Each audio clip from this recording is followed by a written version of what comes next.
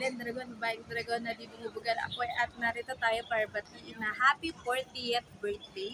Walang iba kundi ang aking beloved husband, Papa Nelson Senyadosa. Ayan. Happy birthday to you pa and I know it's been 11 years na hindi tayo nagse-celebrate ng birthday and anniversary at the same time. Anniversary din po namin sa March 29 at gagawin natin ng March 30 ang ating grand paayuda para sa celebration na yan.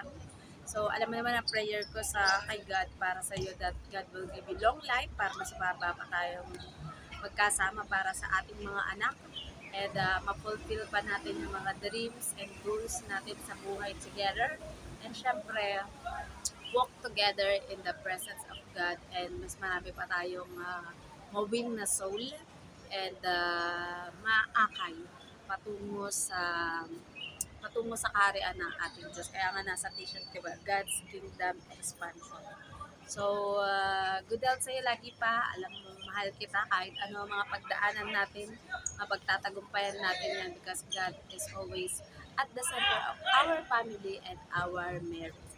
So, ingat ka palagi pa and mga bata, I know that they are safe and secure and mahal na mahal ka namin. Ayan. I love you and happy anniversary in advance sa March 29. Love you, mama! Chup chup!